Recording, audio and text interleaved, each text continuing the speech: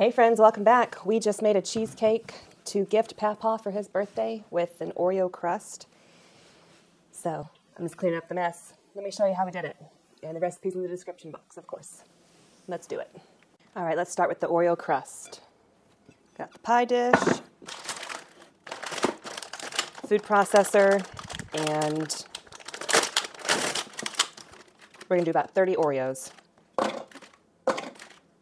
Well, I'm doing twist and shout. Oh, I lost count already. Oh, 6. Okay, I'm gonna stop talking now.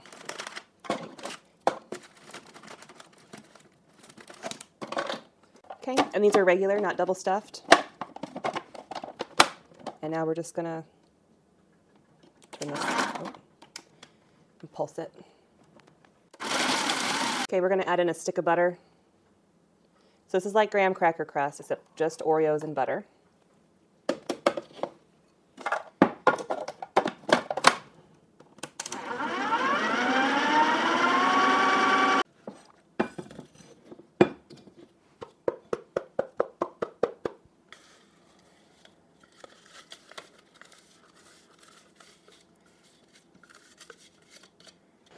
It doesn't have to be perfectly even because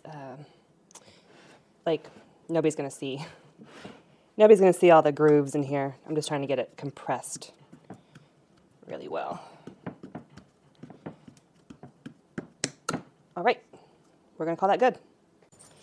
All right, so since this is going to be a gift, let me just try to make it a little prettier. And then use the spoon to try to push down in this curved part here, just so it won't crumble whenever we cut into it. We got the oven preheating to 350, and to help this set, we're going to go ahead and bake it for about 8 minutes at 350. And while it does that, we'll assemble the cheesecake filling. You don't want to push too hard and make it such a hard, thick crust that you can't even get your fork through it or your knife through it, but you also don't want it to crumble.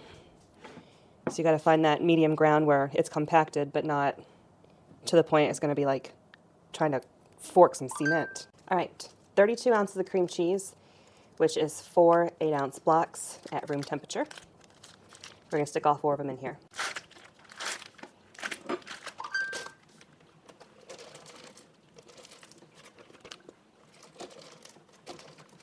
All right, we've got 4 blocks in there. If you forget to have them at room temperature, then make them room temperature by putting them in really warm water for, I don't know. I think I had mine in there for like 15 minutes, but I don't know the minimum amount of time you need. But don't do this without them being room temperature. It's not going to work out. All right, now we're going to stir until smooth and creamy, but not fluffy or overmixed. We don't want a bunch of air in it. And then we're going to add the sugar until creamy. So I'll go ahead and get that cup of sugar ready.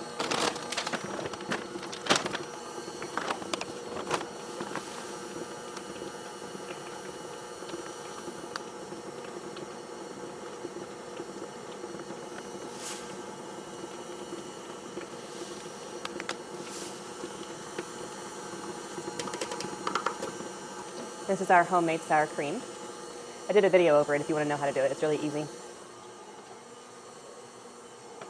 And we need 2/3 cup.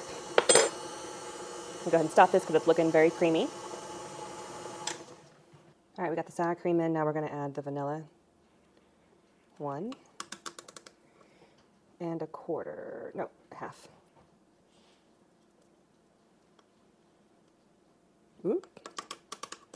Or a little more, whatever. Salt. I'm not going to bother measuring 1/8 teaspoon. All right, let's give her a mix. Okay, 4 room temperature eggs.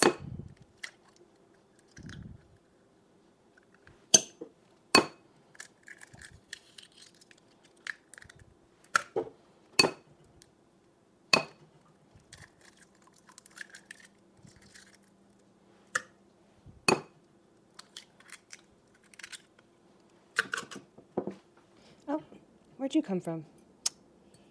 Get out of here.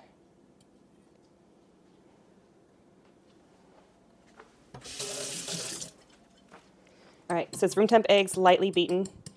What you can do is soak your eggs in warm water if you forgot to make them room temperature, just like the cream cheese. I'm going to assume that's lightly beaten. Okay, it says mixer on low speed, gradually add the eggs one at a time. Even though they're lightly beaten, I don't know how we're going to do one at a time at this point, but that's what the instructions say.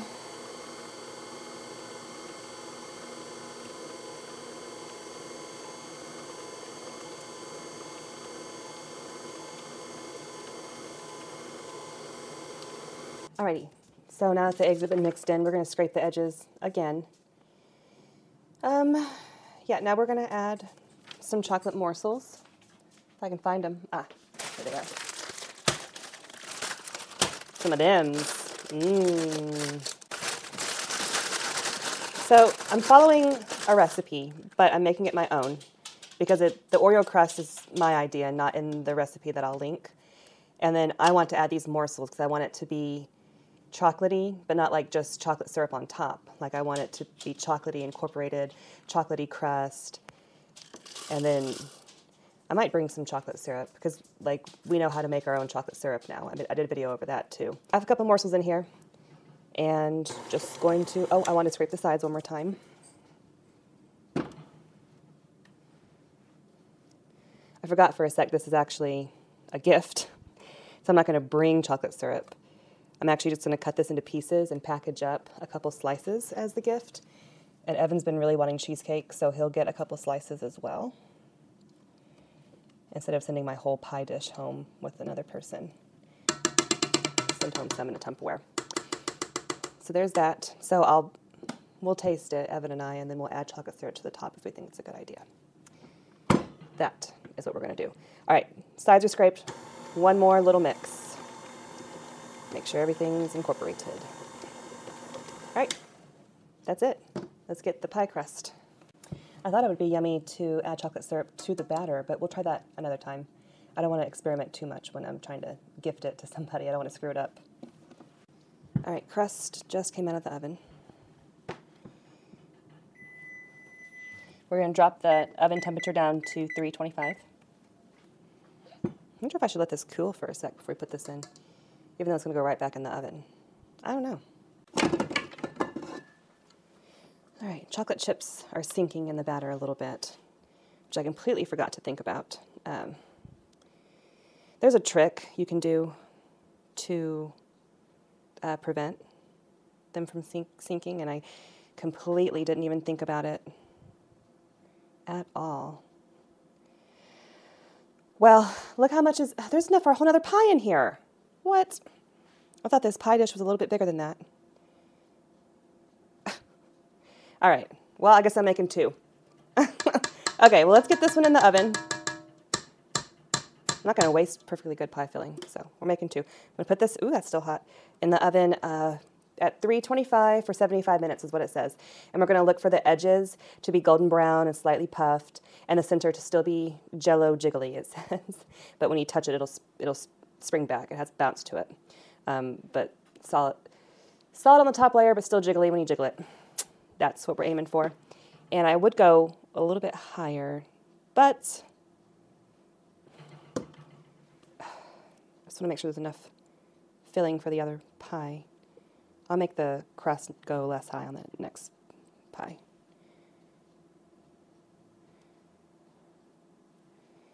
Yeah, okay. That'll work. We'll do that. All right. In the oven this goes for 75 minutes. I'm going to put this filling in the fridge because I don't want to move the one cheesecake that's in there to the left or to the right of the rack to make room for this, or put one below or above. I don't want to do anything that's going to make the cheesecake crack or sink or anything. I just want it to be right in the center of the oven, in the center of that rack and everything. So this is I'll make the other crust here soon, but this is going to go in the fridge for now. I'm pretty excited for this cheesecake. I'm getting it done early enough in the day to where it's going to be cooked and cooled and refrigerated with enough time to have some this evening. So I'm excited. It's 11:26. So let's say it went in the oven at 11:20. It'd be done at 12:35. And you let it cool on the oven for 2 hours. That way it's still warm up here and it's gradually cooling instead of being shocked, because then that can cause cracking and issues and, you know, aesthetically not look as good. So then after it sits for 2 hours, gradually cooling, it needs to be very cool, and then you stick it in the fridge for 6 hours minimum. So 8:40, 9 o'clock tonight. It's a little late for dessert, but it is Friday, so, you know, we can stay up late and have a late dessert. Okay, we still got 4 minutes, and I just peeked at the cheesecake, and it's already past. I followed the recipe, okay? Oh, but since I use less filling, it would take less time.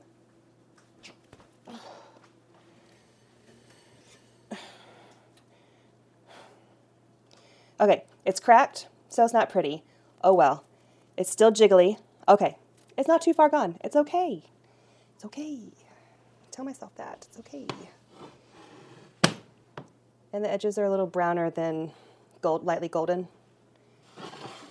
Still jiggly. We're good with it.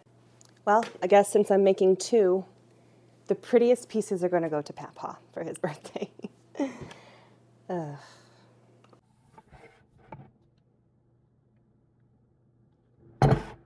right, let's taste it. I'm not going to lie, I already tasted it. It's good. But I'm going to do it in front of you.